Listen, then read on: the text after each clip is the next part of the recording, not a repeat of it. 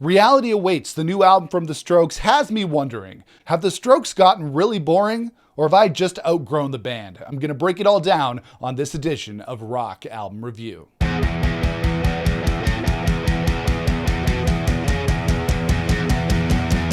Hey, what's up everybody? It's Nick here with you. Welcome back to the channel. Reality Awaits is the 7th studio album from The Strokes. It's the follow-up to 2020's The New Abnormal. And I actually did a rock albums ranked here on the channel about a month or so ago, where I ranked all of the Strokes albums from least favorite to favorite, as well as sang a couple of my favorite Strokes songs. So if you want to check out that video, I'll link it up for you here. Now, I've been a huge Strokes fan since Is This It came out in 2001. I've loved all their albums that they've released over the years. I've seen them live a couple of times, which has always been a real treat. And I actually own, I showed this off in my Rock Albums Ranked video, I actually own a Nick Valenci signature Epiphone Riviera, which is my favorite guitar in my collection. Not that I have a huge collection of guitars, but I played this guitar at so many gigs over the years, and it is a workhorse. I absolutely love this guitar. Stays in perfect tune.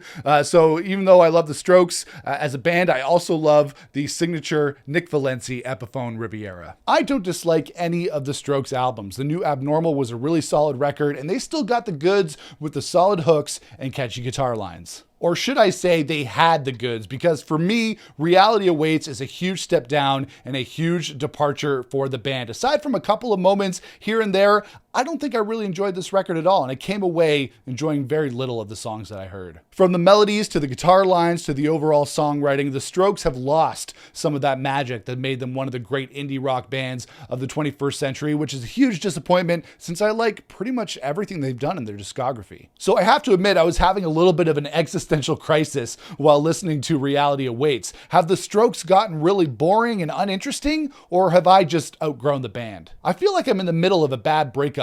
It's not you. It's me. The thing I noticed about Reality Awaits is that it is very low energy overall. There are some upbeat spots on the record like Lonely in the Future, Going Shopping, and The Fruits of Conquest, but otherwise everything is just really slow and plodding. The opening track, Psycho Shit, is the opposite of Psycho Shit. Not that I'm expecting the Strokes to be starting any circle pits at their gigs anytime soon, but it was generally an underwhelming start to the record. And same goes for the second track on the record, Dine and Dash, although I think that is a very cool title for a song.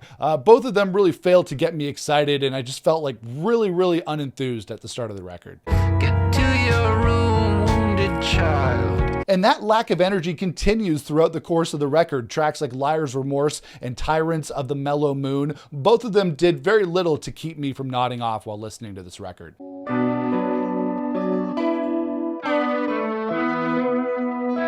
One of the slower tracks that I did enjoy was Falling Out of Love, which hasn't been a fan favorite so far. It was one of the first singles released from the record. It's a bona fide Strokes ballad. I think they do this kind of song really well, and I really enjoyed Julian Casablancas' auto-tuned vocoder, but still croony vocals on this track.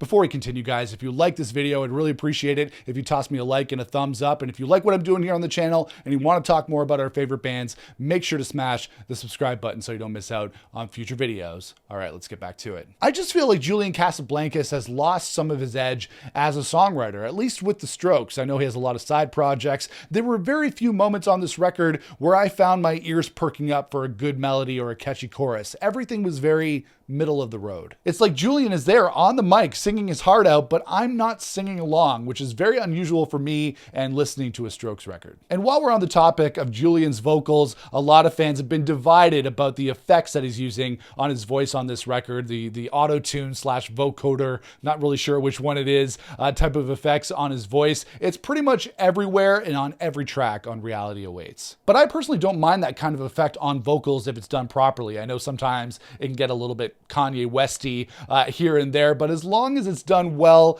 I don't mind it. And I think overall that it's done well on this record. Although it sometimes can be a little bit weird, I know. There were a few bright spots on Reality Awaits for me with the more upbeat songs like Lonely in the Future, Going to Babylon, Fruits of Conquest, and I like the chill, laid-back, sunny vibe of Going Shopping, which is the first single and probably the best song on the album. I'm going away to the country, don't wander off too far. It also has Julian singing about going to the mall and going shopping. He's started writing lyrics about his lame 40s era, and you know what, dude? I'm with you on that one. Totally the same. I love them all. One of the biggest things that I was disappointed with on Reality Awaits is the lack of great guitar lines, which is a real bummer because I have the fucking Nick Valencia guitar. Okay, I'm really sorry I said that about you. I didn't mean anything I said. You're my favorite guitar. Oh, I love you so much. But for a band with not one, but two great indie rock guitarists in Nick Valencia and Albert Hammond Jr., this album fails to have any really memorable guitar lines, right? From Psycho Shit, the guitar lines are almost haunting, but don't really go anywhere or do anything exciting, and that kind of sucks. I will say though, and I say this in a lot of my reviews, I really like the song titles on Reality Awaits, which are a lot more epic and descriptive than the usual Strokes song titles. Liar's Remorse, The Fruits of Conquest, Tyrants of the Mellow Moon. Like, what is this? Fucking Lord of the Rings? Still cool titles though. Overall, I think Reality Awaits is the weakest Strokes album that we've gotten to date. I don't know if the band are just going through the motions or lacking energy, or if it's just me and my music tastes changing over the years, but they sound bored making the music. I was bored listening to it, and I was just really disappointed. So I'm gonna hope I dig it more on future listens. I'm gonna give the new album from the Strokes, Reality Awaits, a 2 out of 5. Favorite songs from me on Reality Awaits, didn't really love everything obviously, but Dine and Dash, Lonely in the Future, Falling Out of Love,